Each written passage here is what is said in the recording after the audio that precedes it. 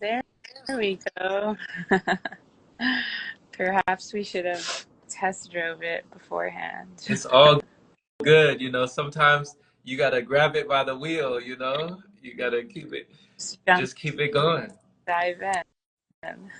Yeah, just dive in. Are you used to just diving in like that? I mean, it works better than overthinking and playing mental games. So, yeah, it tends to work better for me. What about Yeah, yeah, right up our alley. Just diving in, not overthink it. One of my friends, Annette, they used to say this. They said, if you overthink it, you can't sink it. absolutely? You kind of destroy the organic process with your mind. Yeah. Yeah. So they said if you overthink it, you can't sink it. So when it comes to, keeping it organic and the process of the mind, what have you found lately that has been interesting to you during these times? Like, how do you get away from overthinking? And just even before we even get to that, if anybody didn't know you, how would you describe yourself, Annette? Oh, I don't know. I'm um, I'm an individual that I get drawn to things. Kind of, I've noticed it's the same pattern since I was young. I guess I've always questioned everything around me and felt that a lot of it was artificial. Um, Funny enough, I was drawn to like punk rock music and culture when I was very young, like 11, because it rejected whatever these establishments are around us that we're supposed to abide by, like, government and mass media, mainstream capitalism, things like that. And then I found raw foods when I was around 17, right out of high school, and that just aligned with everything else that I had kind of been attracted to. So I am someone who follows my heart and gut and seeks truth no matter how thick the veil, perhaps. Uh, how would you describe yourself?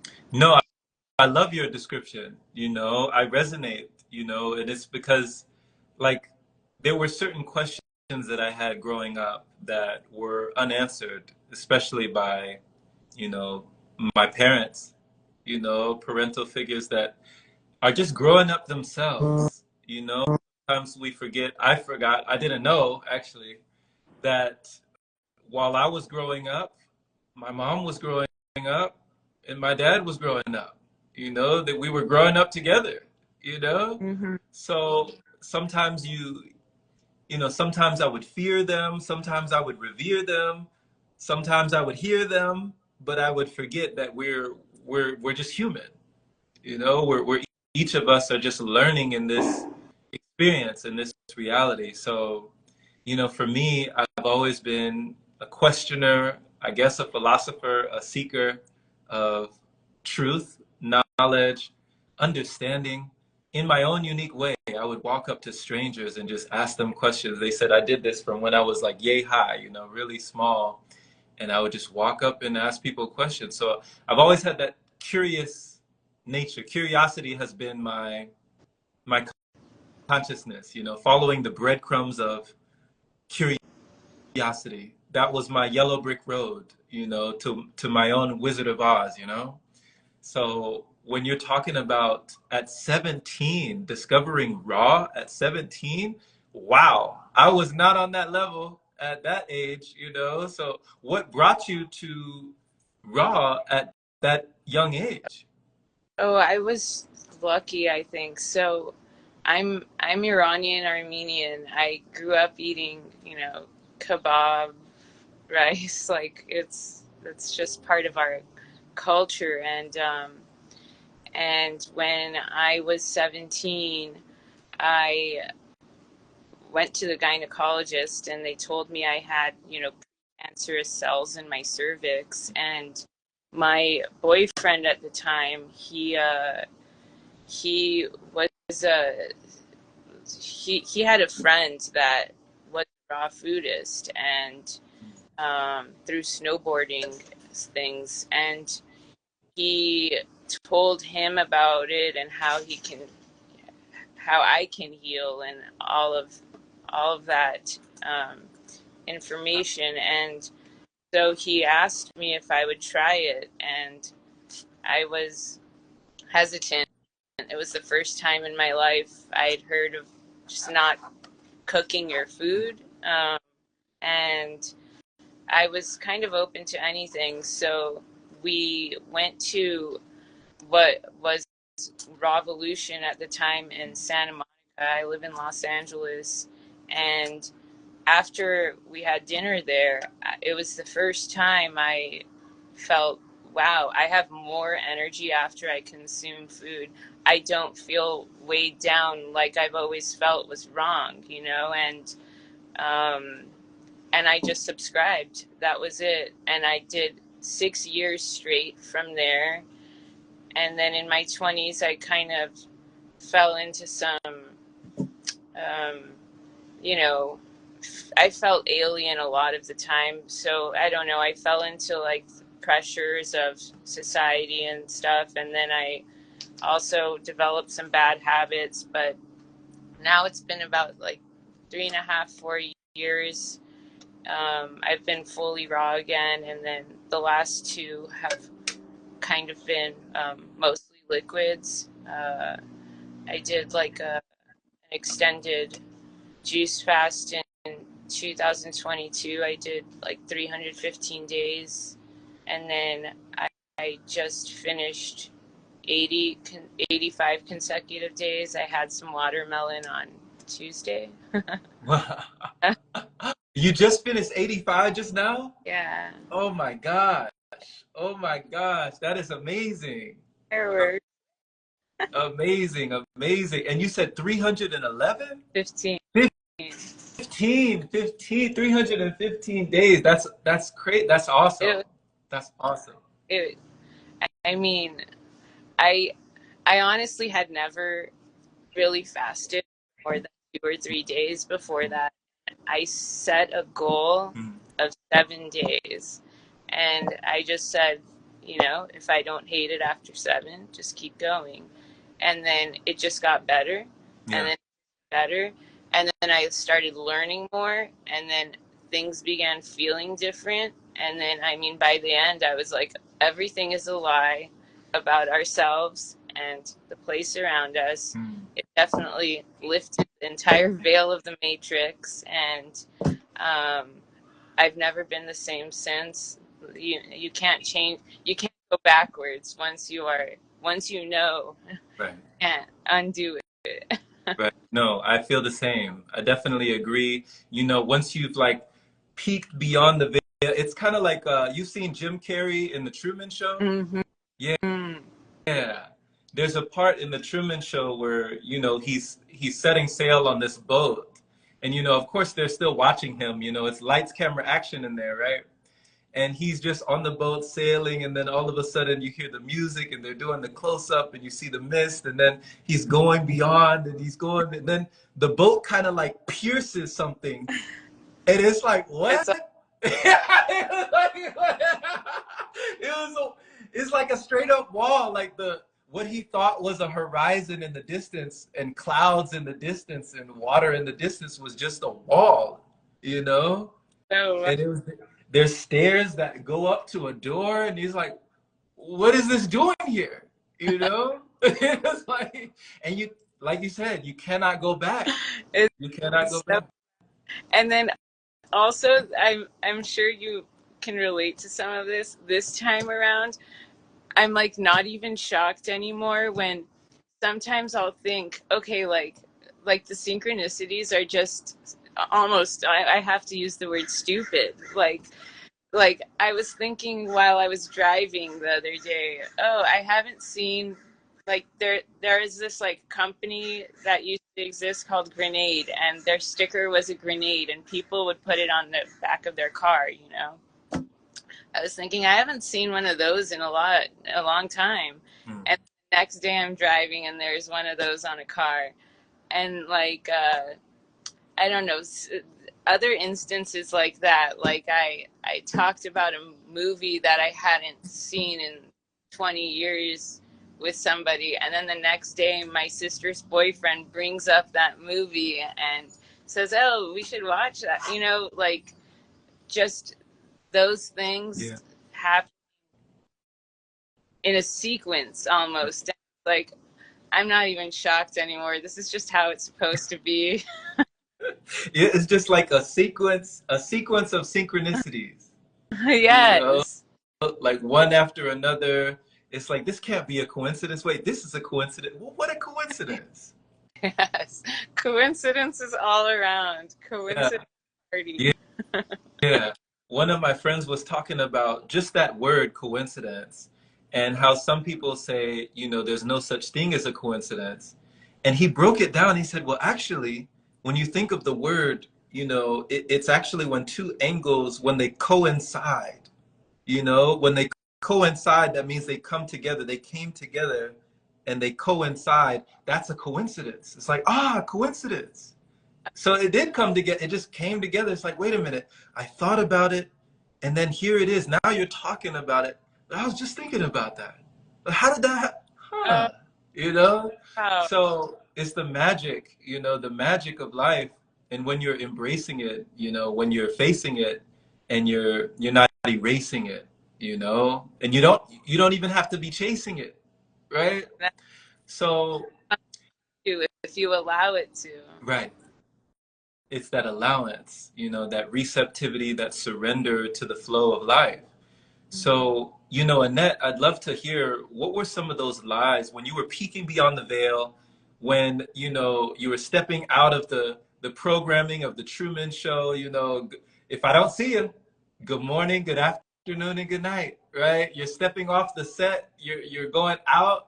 What were some of those things that you started uncovering and even rediscovering for yourself? Well, a lot of it were things I knew already, but I hadn't wholeheartedly felt them through each vein of my being in my entire nervous system. Like, I know the water's poisoned. I know the air is poisoned. I know the food is poisoned. And I know the media is programming. But there was a point where you put it all together and it's like, wait, no, this does encompass your entire reality, the history you're told, everything you learn in schools. These are all components to reinforce the systems that make up the matrix that serve certain individuals to continue running it the way it is, to continue to disempower the majority. And it became very sad for a time. I went through, I don't want to say a depression. It wasn't depression, but I felt a lot for everybody around me that is very engulfed in it and dedicating everything, their stress, and putting everything into working hard to make X amount of money, to whatever, to buy, you know, this car that's going to make them look X, Y, and Z. And then I came to a point where it was like, you know, it's all subjective to the experience. If this brings them joy, allow it to bring that person joy. And I just stepped away and stopped forcing it wasn't even forced, but engaging my emotional self into that person's experience, because that's them and mine. And I realized the best thing I can do is just try to add to the joy. And if someone's in trouble, if someone is dealing with a health situation, if someone is dealing with a mental situation, that's where I can intervene if they allow me to, and try to pull them out of it by showing them what the reality actually is, if they allow it. Because if they don't allow it, then I'm scaring the F out of them, and I don't want to do that. That creates discomfort, and, you know, that's not something I want to add to people's lives. So, I hear you. yeah, just the illusion of it all. Back to the question, it's an illusion. It's yeah. I hear you, you know, and I definitely agree that, you know, sometimes like shaking people out of their reality is not the way to go if they're not ready to see certain things, or if they're not ready to free certain things. It's, you know, I usually don't even tell people. You know, there's so many people that I meet out here. I meet and greet so many people where I live, but they don't know that I'm not eating. You know, they don't know that I'm on liquids, that I just kind of, you know, just exist in this way. They don't know, and I don't tell them, and if they don't ask, you know. So when you're talking about this, having compassion and having empathy, and just knowing that everyone is on their individual journey, everyone has their individual learnings of what they think is true for them, what they, you know, what they feel is real and awesome. Because, you know, when you're thinking to yourself, like, to have that empathy for someone and to understand that you don't have to, it's like love. You ever heard the acronym for love? So No. they call it an acronym for letting others voluntarily evolve. And they say that's Love love. You know, it. to let others voluntarily evolve is love. Like just letting someone have their experience, you know? And were there times when people were afraid? Like when they found out, like, wait a minute, you're not eating? Like, did people get uncomfortable around you? Was it a little weird? Was it a little awkward at times? Um, Usually, because like you, I don't tell people, they kind of develop a sense for me by the time they find out, and then they're usually pretty intrigued because they're like, wow, you're really just a chill person that, you know, is non-judgmental, that's just going with the flow, that just, you don't have the same stressors that I'm used to people having. And then they usually are intrigued and ask me more, and, you know, they usually say, oh, I want to do it. And, you know, if they follow through, I will guide. If they don't, that's cool. Always come back if you are interested. If not, that's totally cool, you know? Yeah, yeah. How do people react with you? Oh man, well, like I said, they don't know. They don't know, but if they do find out, I mean, usually the people that know are the people that they've seen me on social media or we've met through this avenue. But if we meet in person, just out here away from the virtual and just here in the physical, usually they'll never know. They just say, you're very peaceful. You just seem like you have a calm countenance. You know, when I'm around you, I just feel very at ease. You know, like I don't feel like worried about much. You meditate, huh? You one of those people, right? You meditate, don't you? Like, yeah. Like, I would get that, you know? I would get that. I'd be like, yeah, you got me. Hey, you got me. You got me guilty. Loud. Guilty. Right? You know, you're one of those people. I know you. I know you. So, yeah, you know, I just let them have their assumptions and yeah, you know, Yeah. whoever has the gumption to ask further or inquire more, then we can explore. But yeah, I've gotten all kinds of reactions. Yeah. Yeah. And actually, how did your journey begin? Oh my gosh. Okay, so, you Have much, know, go ahead. I don't have much information about you. I'm really looking forward to knowing this. And you said that you met me through Julie?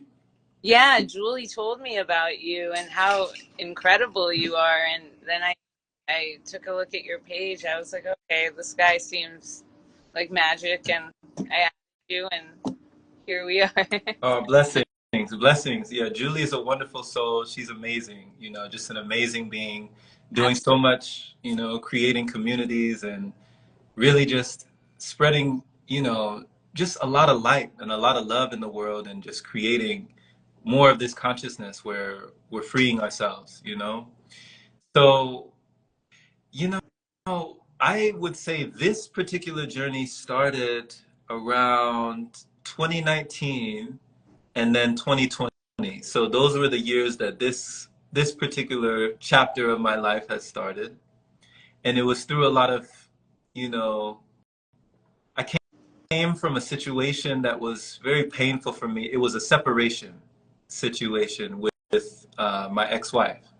So we separated. We were together for 10 years. And you said that you had a relationship as well when you came into the awareness of being raw. You said you were no longer with your previous partner? No, that turned into, yeah. Right. Very. So go ahead. That turned into something very toxic, but that's a whole other. Exactly. So I resonate. So we were together for quite some time, I mean, a decade, and it turned so toxic that we were no longer, I mean, we knew we were no longer compatible. We knew that things had kind of become a train wreck, but we didn't know how to separate. We didn't know how to disconnect. We didn't know how to communicate and talk to each other. But we went from like good friends to lovers to, you know, to feeling like we were soulmates and twin flames, and then all the way to just roommates, you know, from soulmates to roommates, right? Just, we're just here with each other. We don't know what to do. We're just here. And when we split off, I went to California. So that was when I went to California from Texas. Yeah. Okay. In So 20. yeah, in 2018, 2019. Okay. And it was in 2019 that I met these monks and nuns from Myanmar. So they were Burmese. And I met them on meetup.com. So I was looking for things to do. I needed something to do with my mind just to get over, you know, that relationship and everything that it just took up a lot of psychic energy, me figuring out like, what do I do now? I felt like I was kind of lost. There was a separation, I guess, anxiety of, you know, who am I without this person that I've been kind of entangled with for that long? Your Yeah, identity. your reality, it's kind of revolves, not a revolves, but they're part of it. They're a main component. And now a whole chunk of your reality is void. You get it. So that emptiness, that void, I was looking for something to fill it, you know, something to fill that emptiness, something to fill that. See, you're right on the money. You're right there. So when I found this meditation seminar, I went over there and lo and behold, you know, they were teaching me about it. I was one of the only English speakers. I think it was only maybe two or three people, and I was one of them that spoke English.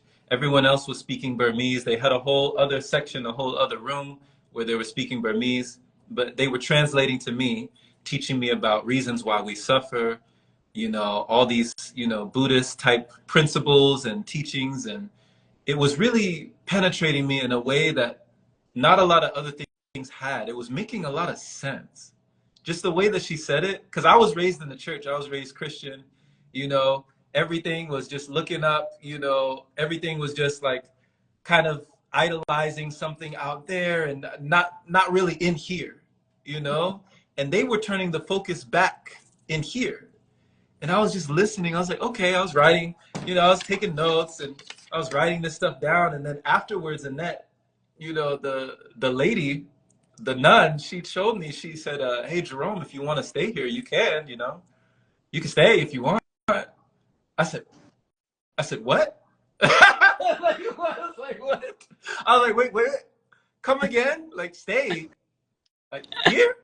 I can stay here? She's like, yeah, you know, like over there, we got a meditation mat over there. You can meditate if you want. You can sleep over here if you want. We got a refrigerator. You can have whatever you like. You can come in, come out, bounce around, whatever. That And is I was like, so amazing. no strings attached. In the middle of Los Angeles, like this was in Pasadena, and I was then gonna. We're in California. Yeah. yeah, where people are paying so much, you know, for rent, and they just let me stay rent free, rent free. So we started in Arcadia, and then we moved over to Baldwin Park. And then they had me in their property up in Lake Elsinore in like a mansion. It was a big old 3-story house. It was like on the hills in Lake Elsinore overlooking the lake. And it's crazy because I documented all this stuff. I YouTubed it. I couldn't believe it. I couldn't believe it because in Pasadena, I was taking videos of these houses on the hills to my friends back in South Carolina. I'm from South Carolina. Oh, And they had never seen, you know, houses on the hills like that. So I was like, yo, one day, yo, we gonna be in these houses on the hills one day. You know, we gonna make it big and da da da da. And then just 2 months later, I was in one, you know, from the monks. That's manifestation right there, you know? So they brought me into that property and I just had nothing but time, and that nothing but time to work on myself. I had no children. I had no job. I had no responsibilities. I had nothing, nothing but time on my hands. And I just spent every day meditating, sun gazing, exercising, walking, writing, reading, and just feeding my mind with nourishing things and flourishing things that allowed me to be in a different wavelength than I was before. And that's when I first heard, you know, I had a conversation and somebody said, hey, you know, I see you fasting, because I was mimicking the monks and nuns. They don't eat after noon. So I started, you know, cutting my things off till before noon. And then I started fasting. I just kind of naturally went into, let me just do a fast. And they said, well, did you hear about there's people that don't eat? And I was like, what? What do you mean don't eat? Wait, what do you mean don't eat? Like talk to me, you know, talk level with me, you know, it's me. It's me. You could talk to me. And they say, yeah, Jerome, there's people that they don't eat. You know, there's even people that they don't drink. They just live. And they're called breatharians. They're called, you know, these pranic people, liquidarians, breatharians. Yeah, there's people like that. I was like, what?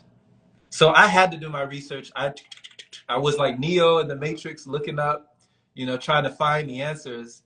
And, you know, Morpheus came along, Trinity came along, you know, the people that you need on your journey to give you the red pill to say, okay, there's another option. You know, you don't have to do this if you don't want to. You don't have to chew this if you don't want to. You can, there's another way. So that was the start of everything. Yeah. So thanks for taking me down memory lane. Yeah. absolutely. So do you drink or are you just breath now? So I do. So I do consume liquids. So I juice. I have a juicer over here. I grab, you know, stuff from the supermarket. I'll come back and juice. And if I'm traveling, like in Costa Rica or Italy, wherever I've been, I've grabbed juice at the market and just, you know, it hasn't always been the best quality sometimes when I'm just drinking bottles of juice, but you know, I've been liquid for the past 2 years. Yeah. So since May 22, yeah, May of 2022, that was when I had my last solid. Yeah. Wow. Yeah. Wow. Great. That's amazing. I mean, it's just a lifestyle now. I mean, it went, and I'm sure it was the same. Well, I would love to hear how it was for you, because at a certain point, it doesn't feel like fasting. You know, No. at a certain point, you feel like it's something different. So how did it transition for you on those 315 days that you went without solids? Um, so honestly, around day 80, I just felt like I can do this endlessly. Yeah. And I went until, I think in the 200s, I started getting kind of isolated feeling just because I felt like the density within others, I was unable to kind of relate. And to me, I feel like what's the point of living if you can't relate to Mm. it? And then I had to find others on this path that were deep in, and I went online, and I came across Chris Manley. Do you know? Mm. Yeah, Chris Bentley, Crystal Angel or something like that. Yeah, yeah. He's very, you know, very rugged with it. He's like a no excuses kind of guy. Love Yeah. it. Love that guy. And I started chatting with him, and Mhm. he made me feel more grounded in being so high Yeah. almost. And I don't know, by the end, um, I broke it just to kind of break it. My family really wanted me to chew with them. It was Thanksgiving coming up. Yeah. I said, okay, I'll chew with you guys. And I think about a week before I started eating some fruit. And I've remained really just like impartial to the eating solids. I'll do it to kind of share experiences. Like I had the watermelon Tuesday, and I'll keep eating a little bit of fruit Hmm. because I'm taking a trip with my family, and yeah, we're going to Europe, so it will be kind of easier to navigate with them, shared experiences with them. They're like, you're not going to just drink when you're there with us, are you? And I love them, and I do want to contribute to everybody the joy of the experience. So I'll do that and come back in and jump back into how I feel most comfortable on liquids. So you know, it's cool. You know, sometimes like just having like a raw gourmet meal at a restaurant because a friend wants to take me. It's a fun Yeah. experience. It's fun to shake things up and then go to what Yeah. is best And for me. it's go ahead. Oh, that was all. It's And just it's interesting too, Annette, that you call it an experience because you don't commonly hear people just say, like, that eating this or eating that, they just call it an experience. Most people, they would call it a necessity, you know? And the way you call it an experience is like, yeah, like an amusement park. I'm at Disneyland, I'm at Disney World. Hey, let me try this ride. Hey, that ride looks cool. Let me try that. You know? That's what that's actually what I refer to. Like, I don't know if you've been to Wild Living Foods here in LA. It's an amazing raw food restaurant, but I say, oh, that's like Disneyland for me. Like, I just try different rides. Yeah, Couple different rides with whoever I'm with when I go, and it's really fun. But like, I don't feel fantastic the next day, but it was worth the fun. And then you go back to, you go back home. You yeah, go home. right, right. I get Uh, it. So, when you were going during those 315 days that you were just on liquids, what were some of the bodily changes? What were some of the physical changes that you went through that time period? oh my gosh. Oh, well, in the beginning, well, I started off very fit. I I exercise. I had a raw foods lifestyle and everything, and but it was like heavily like salad, vegetable, things like that. It wasn't heavily fruit at that time, and I was juicing a lot. And so at first, I got quite bloated. It's like the cells getting rehydrated, and then I shed a lot of waste, and the waste that came off was remarkable. Almost, I'd use that word. And um, and then my thinking, oh my gosh, there were so many phases. There were so many phases Mm-hmm. because then we have the phases with the parasites. When the parasites were doing their thing, getting angry and saying peace out, Mm-hmm. they I had really terrible dreams. I had a lot of itching. Um, and once those were gone, it was like there was like a ceiling in my mind that lifted, no longer existed, Whoa. and that was freedom. Oh, And then I embraced freedom in my body and my mind and in my soul. yes. And it was wild. Body wise, I was running, 3 miles a day every day. Mm-hmm. I was drinking about like, maybe a liter to two of orange juice, grape juice, watermelon juice at the end, just mono Yeah. juices. It was very simple, very, very simple. Less is more, Yeah. completely more in everything. Yeah. In the beginning, I was doing, a lot of bentonite psyllium to get the things out. And then by the end, it was like, I need nothing. Yeah. I decluttered my apartment. I already am a minimalist, but I was just looking for any little thing to get rid of that was unnecessary, Mm-hmm. making my mind and body, making my surroundings as simple as my mind and body. Right. And and I'm sure you're familiar with the book Man's Higher Consciousness. I That's just what started. Yeah, that's what started it all. exactly. I just kept that in my bag because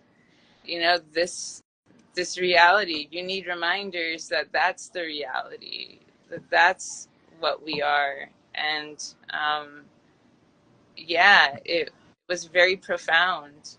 What about Absolutely. you?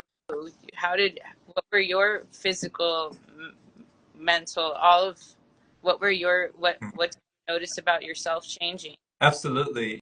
And I love how you reflect back and you ask these questions. I love the back and forth. So, same here with the physical changes, dropping. I loved your wordage. So you were specific in your language. You didn't say, "Oh, I just dropped weight in my body." You said, "I shedded the waste in my body." Right? There's a difference in that mentality there, because some people are like, yeah, I was looking skinny, I dropped all this weight and I was so gaunt and so frail and this and that. No, you said I shed waste. Mm-hmm. And it was incredible. It just felt like a whole new being. You felt like you had a whole new body, you know Freedom inside yourself. freedom on all levels. So, when the parasitic organisms, things that tap into the nervous system, when they are let out, when they are released, you feel so much peace. When they are released, it's like, what a relief, right? So for me as well, psychologically and mentally, I needed stimulation to break me out of this kind of simulation that I had been operating and running. My operating system was kind of under this programming. I only had so much data. The cache needed to be clear. I needed to defrag the computer. And one of those things that helped me was absolutely Hilton Hotema's book, Man's Higher Consciousness. That was like a Bible for me. That was sure enough, a book for me to really break me away from everything that I had been told, everything I'd been sold in my life, and the ways I felt controlled in my life. It really broke me out of that mentality and said, hey, guess what? You're free. You know, you don't have to remain in. Right. What do you say? That I had to interrupt. Sold, told, controlled. Yeah. Yeah. It just, yeah, absolutely. It just let me know, like, hey, guess what? You might be in these shackles, but you have the key. It's right there. The key is right there. If you just look and you're aware, it's always been there. That's called self-care, right? So when I was, just approaching a new wavelength, like they say, what we do frequently becomes our frequency. That's what we do frequently. So before, when I was doing certain things frequently, then, constipation was my frequency, indigestion was my frequency, upset stomach, diarrhea was my frequency. Now, the clarity, the less brain fog, the purposefulness, the fulfillment, the energy, the abundance, Now that's my frequency now. So I actually had to get adjusted. I just had a conversation about this. I had to adjust myself to the amount of energy that I had in abundance versus the level of sedation, the level of, just relaxation that I was always in because I was putting myself to sleep. It was like I was anesthetizing myself with food. I would just wake up. Okay, what are we gonna eat? And then okay, now it's time to sleep. Okay, wake up. Okay, what am I gonna eat? Okay, now it's time to sleep. Right Mm. now, when you're in a new wavelength, when you're in a new frequency, it had to be very. I had to get adjusted. It was uncomfortable to be up without caffeine. To be up without Monsters and Red Bulls. To just be up. I'm just Mm-hmm. up. Like I'm not supposed to be up right now. Why am I up right now? The sun is not up right now. Why am I up right now? Right? So those were, go ahead. It's like, what do I do with myself right now? Exactly. So I was running on my own energy. For the first time, I felt like I felt my own energy. And it was blowing my mind. I said, how in 28 years of my life, how did I not know this? Right? And like you said, the less is more. You just started minimizing. You started simplifying. You started reducing, right? As you were juicing, you were reducing. Mm-hmm. And you're just wondering, like, how did I not know that less could be more? Mm-hmm. Like, it's not what I started doing, it's what I stopped. Mm-hmm. It's not even what I picked up, it's what I dropped. Mm-hmm. When I let go, that's what led me on. They say if you really want to fly, then let go of everything that weighs you down. You already have wings. You have wings. But there's something it's weighing you down. It's just tied to your leg. You don't know it. So much density. Yeah. It's the density. And that's what's meant to be normal. That there's that, so that we remain dependent and disempowered, as sad as that is. But isn't that wild? It's like I've had this machine this whole time. I just didn't know how to use it properly. Know how to make it function properly. Right. Yeah. It's a big realization and a huge revelation. It's like an aha moment. Like what? It just really shakes you up and wakes you up because you understand, like, okay, now I have a choice. Like we said in the beginning, circling back, you have a choice now. Like, do you go back or do you just keep going forward? Do you keep rising, energizing, or do you just let yourself be lowered, back to where you were before? So now it felt like I had a choice. It felt like I had an option when I never thought I had an option. I thought there was no option. Like I thought if you don't have this after 5 days, you die. Like if you don't have this after 3 days, that's it. And then once you cross that threshold, you're like, wait, what? So yeah. Paradise was on the other side. Yeah. That's so I didn't know I was playing. Say it again. Like that's a mind game I didn't know I was playing. Right. So what would you say are some mind games, or even when it comes to like the parasites? Because you said you released a lot of the little guys. What do you feel like people take for granted or just aren't really aware of that live in our bodies when it comes to the stuff you were releasing as your energy was increasing? I mean, I wouldn't say take for granted as much as I'd say assume is normal, or them. People think, you know, agitation is normal.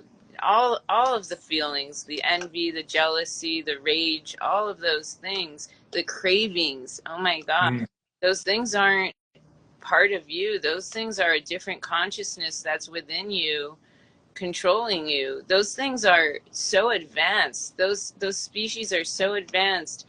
You know, I still parasite cleanse, and I still get rid of, they're everywhere, and they're, like I said, they're advanced. You you got to cycle them because they get smart to the herbs. They get smart to these things, and they'll go back into hiding after, 2 weeks, whatever, depending on whatever protocol you're using.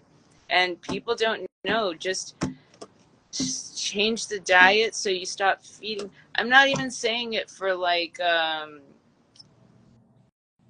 for any reason other than to get rid of these guys. You stop feeding them, get rid of them. They're alien. They're alien to your vessel. Take control of yourself, take control of your body, and most importantly your mind. You're honestly prisoner to parasites, and they're everywhere. And it's tough. That is actually the most tough part, like watching my loved ones continue to eat sushi and things like that, and I'm like, just these ailments aren't you. The ailments aren't a genetic weakness. you know uh, Genes load the gun, but lifestyle pulls the trigger. And you just keep pulling the trigger every day and expecting nothing to inflame, nothing to break down, and then you think it's you. Then you think condition you need to treat the rest of your life because of the programming, and it's not. We're meant to be perfect, and I for the first time ever, we're seeing babies born with stage 4 cancers. That's crazy. Yeah. That's crazy. That's insane. Yeah. It's a lot. It's a lot. So, how do how do you instruct people when you're teaching people about regenerative health, regenerative healing, and you know how they're feeling? How do you kind of get them through the baby steps? Like, what are some of the steps that you take them through to get them to that paradise, as you call it, on the other side of what they don't even know is normal for them? the first thing I say is, what happens when you get a cut? Does it stay a cut? Does it stay open? It heals itself. Your body is self-healing. Right. You remove the things that are blocking it, that are obstructing it from healing itself. Right. We need to strengthen the weaknesses that have developed through not just this lifetime, but generationally. And we heal. We heal then. It's quite simple. But the toughest part is the first question: are you willing to change your diet? And Yeah. thankfully there's ways to show that healing is possible with minimal change at first, but they got to change the diet eventually. Otherwise, it's pointless.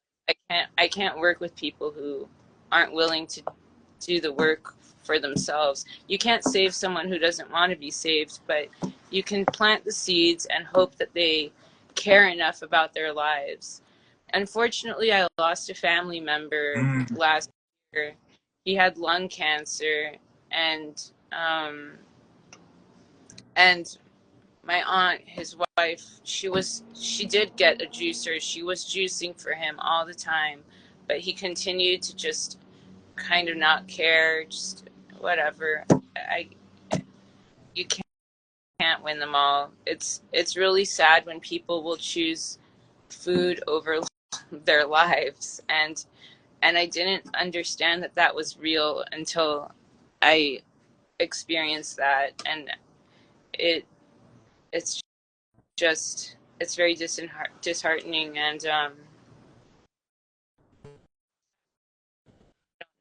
it's Yeah. How did it affect you during that time? Like, how did you make it through that, knowing what you know, and then seeing, them go, like that, the way they went? How did it affect you? I honestly, I dissociated from my emotions during the time, and then at the funeral I broke down and I cried the whole day like crazy. And then I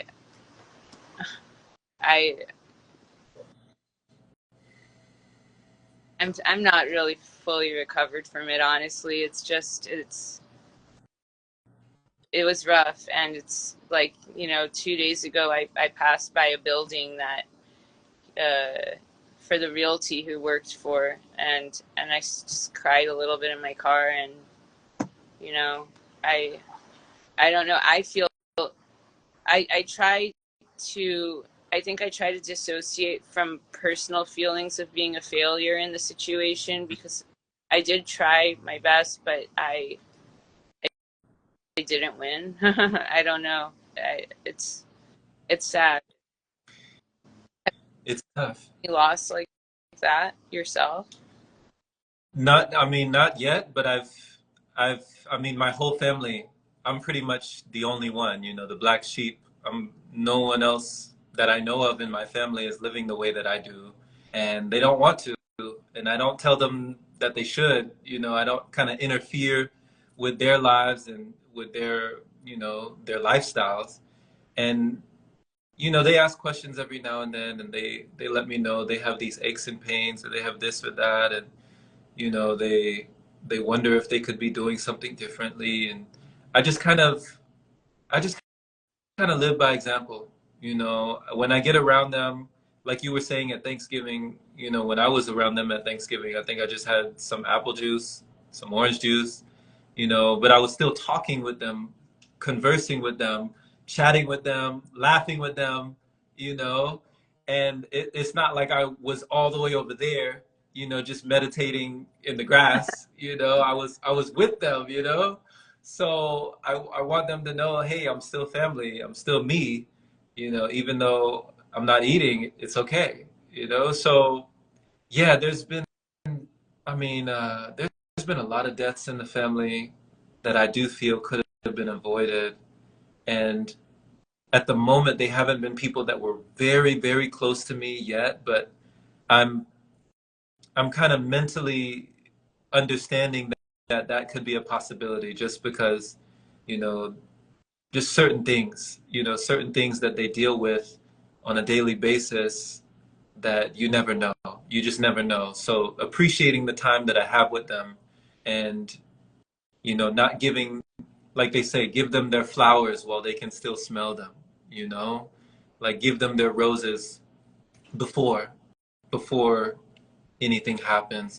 So just making sure I cherish that time with them that I have right now.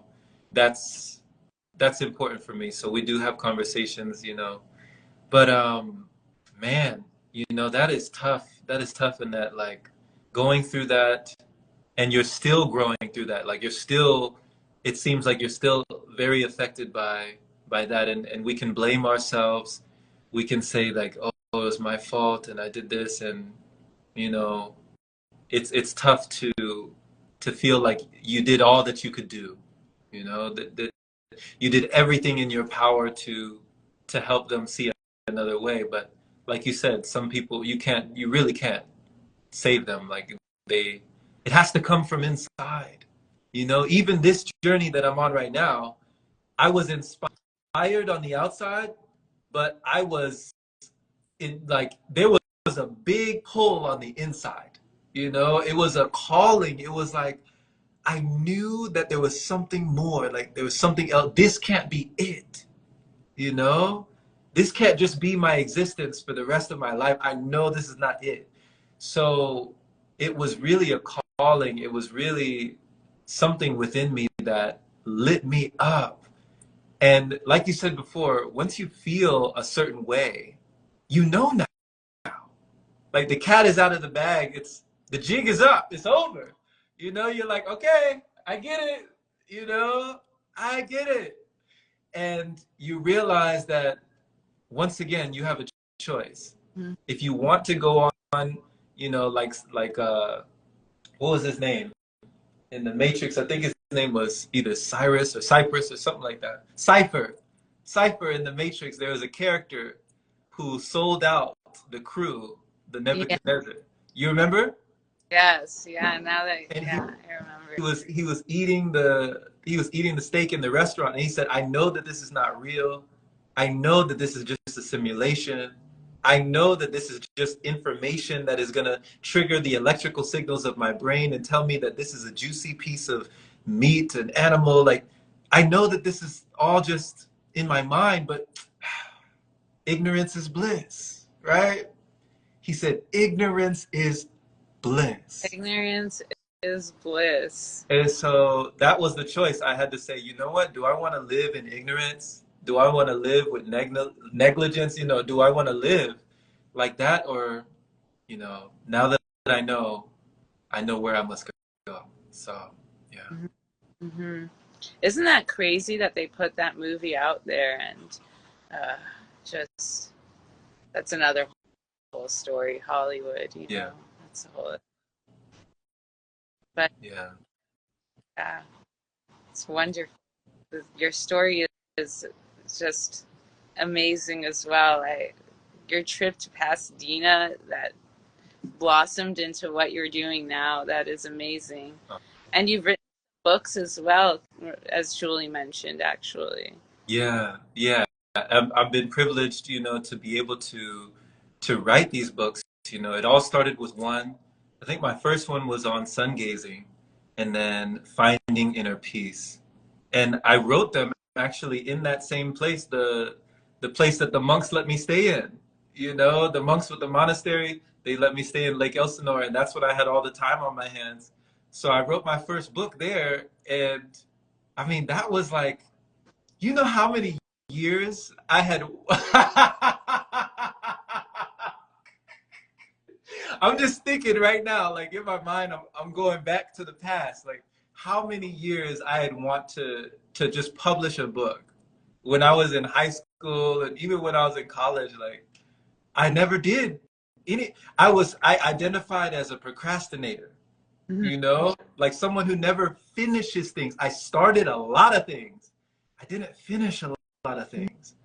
So when I started feeling all of this pranic energy in my body, like when the light was just channeling through, when it was just streaming through and beaming through, and I finished that first book, when I published it, and they said it's live, it's ready, it's available, it was like my heart, you know, like what? And then when the first person gave me a reaction and told me what it did for them to read it, you know, like they were reading my thoughts, the energy that was in my mind that I put on a page.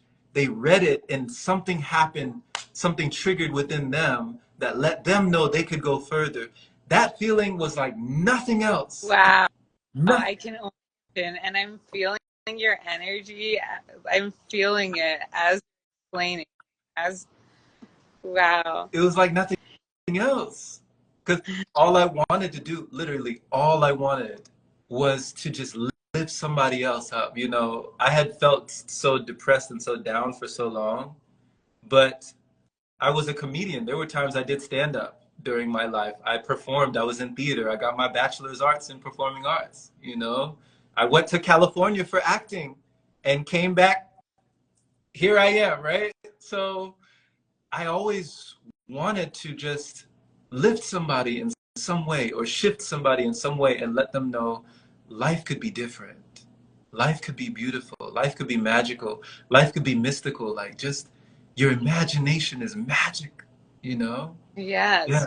You started intention to do acting and you came back as a vegetarian. Right? Like one of my friends said, you know, he went to California to be a musician and he came back a stand-up comedian. Like, it just happens, you know, the city of angels, you know, the land of opportunity, land of dreams, dreamers are over there. Yeah. Wow. And then just a quick bit. I've actually never, or I don't really have much experience with sun gazing. Tell me a little bit more about that and what you've gotten out of it, what you've learned from it, experience. Okay.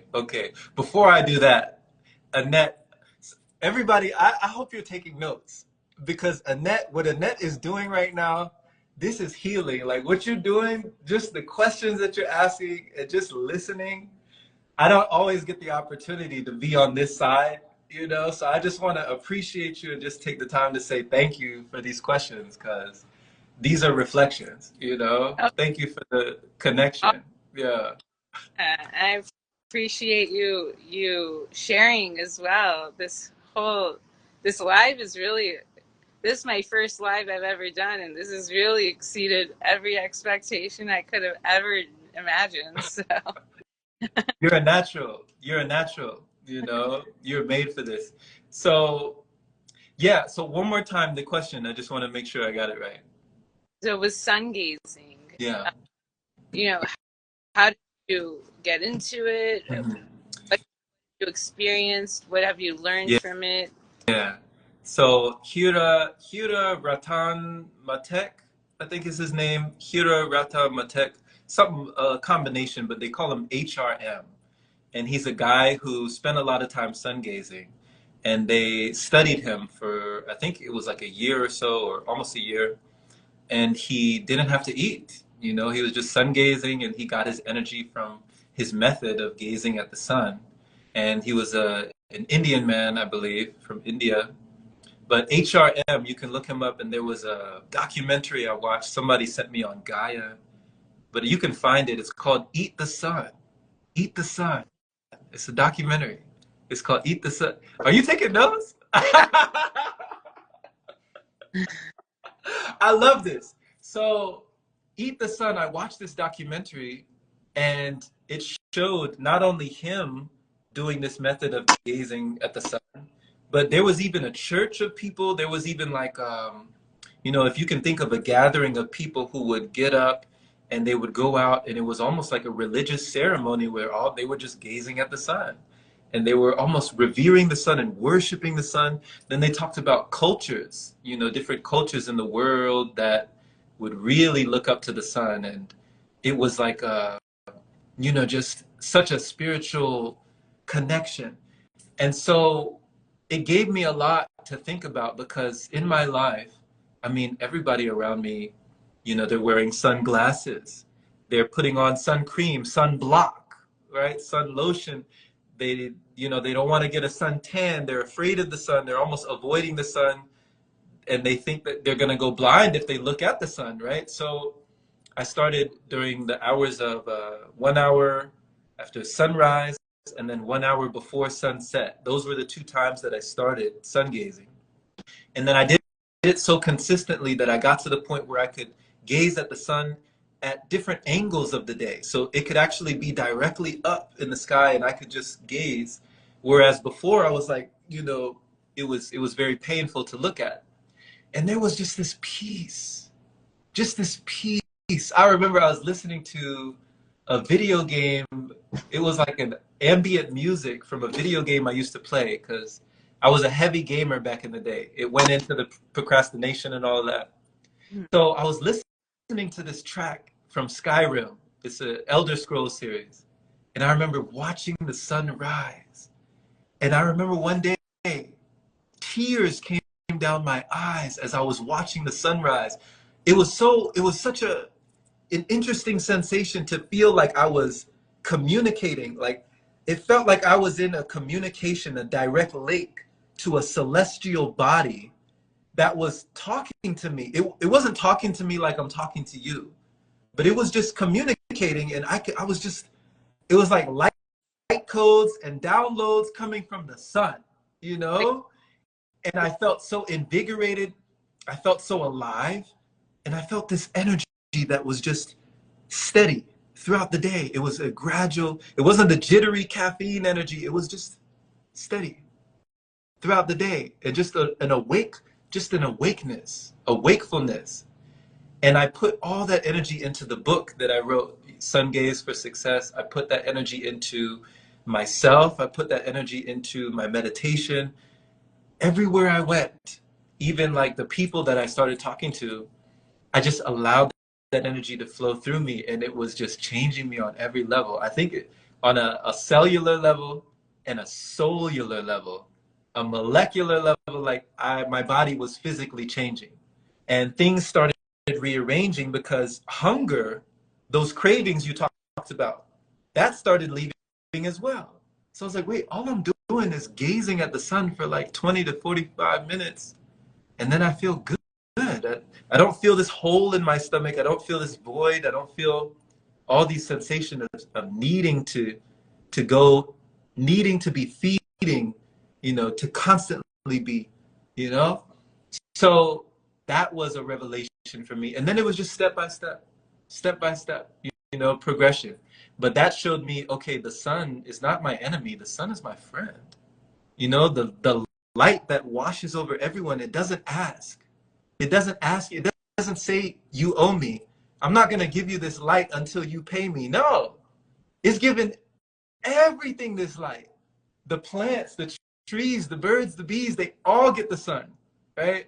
Like Oprah in one of those shows. You remember Oprah, where she would just be giving out stuff like, you get it, you get this, and you get, that's the sun. You get the sun, you get the light, everyone gets it. That is So beautiful. that was showing me what love is, like unconditional love. You're looking right at it. That's unconditional love right there. It doesn't care who you are. It doesn't care about your past. It doesn't care about who you are under that mask, right? It's shining down on you. That's love right there. So that gave me another picture of what the sun is, what the sun is doing, and what I can do as well. I can wake up every day, rise up every day like the sun and give light, right? Why not? Why not? So yeah, that was a perfect example of what I could do. So thank you so much for asking that question. Thank You got you me on the room. answer that. I felt that inside as you were. Amazing.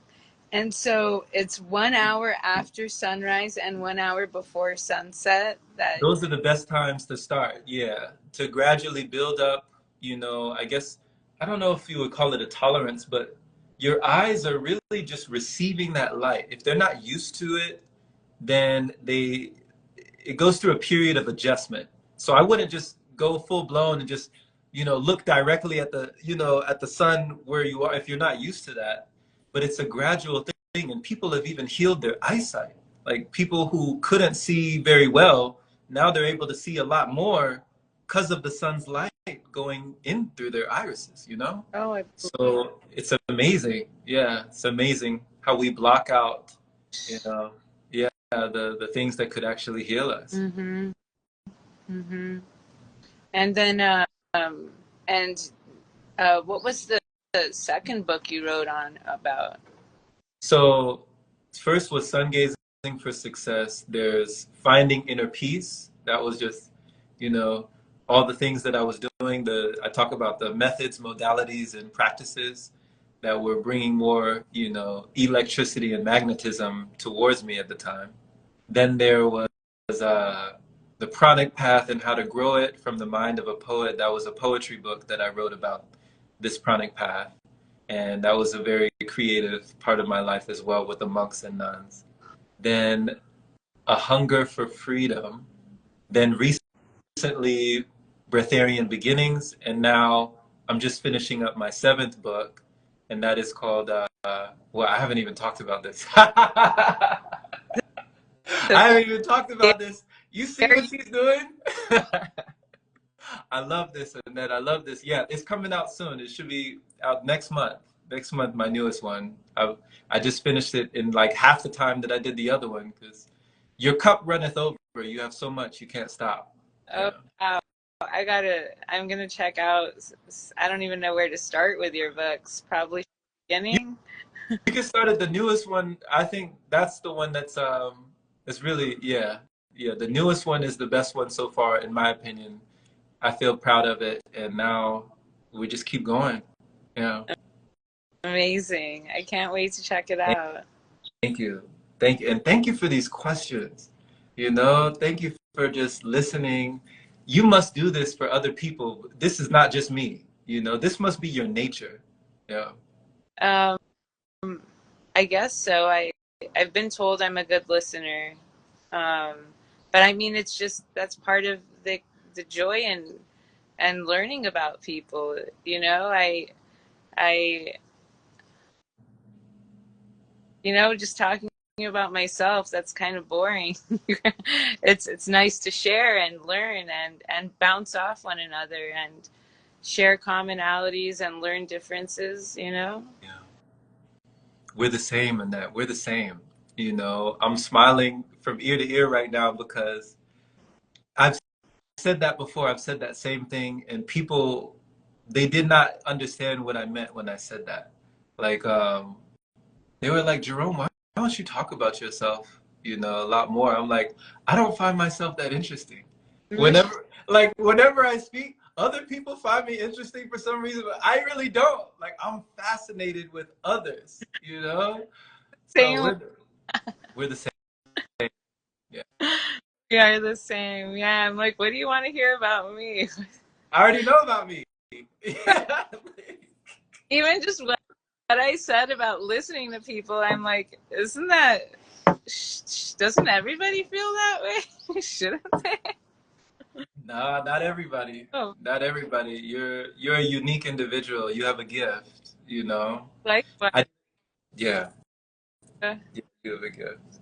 So thank you for using that gift, you know, and just choosing that gift because it is something that I feel we have the capacity before, but we don't always tap into that potential of just listening and how that can be so healing and revealing for what someone's feeling, you know? Yeah. I love the way you explain things too. Describe things. You use a few adjectives that really hit the mark and oftentimes rhyme. You are a poet. No wonder you wrote a poetry book. Well, blessings. Thank you for that, you know. Thank you for your observations and reflections. And yeah, I trust that people really benefited from this. You know, there were a lot of people that were throwing hearts, you know, while you were speaking. A lot of people were feeling your words as well, Annette. And, you know, if this is the very first time that you've been doing this, I say continue, you know, give the world more of your voice because we need it, you know, especially people who, like we said, they don't know they have options. And you know, just hearing what you've said today, I'm sure it already triggered something in somebody and shifted something that needed to be shifted for them to hear you. Because I could say the same thing and it won't hit the same way. You know, when you say it, it hits somebody different. They're like, ooh, you know, it just hit me. Annette, say that again, right? So they're going to rewind, you know, watch the replay. So right before we go, I'd love to hear where can people go to find more of you if you have any services. If you said that you teach people about regenerative healing, regenerative living. If they wanted to get in touch with you, where should they go? So, I mean, I am in the process of building a website right now and getting an actual business together that will be called Wildflower Regenerative. Um, right as of right now, I'm only on Instagram handles UHHNNETTE Annette, and I'm on Facebook Annette Badalian. Um, yeah, I social media. I've just had such an aversion. I know I need to technology. You know, I'm sure you relate. But also, thank you so much for all of your kind words. You are instilling some confidence in me with the social media. You're an amazing soul, and I am so grateful that we did this today. Awesome. Awesome. Likewise. Likewise. Let's do it again. I would love, Let's do it again. I would love to. Awesome. All right. Take care, Annette. Have a great day. Take care, Jerome. Have a good one.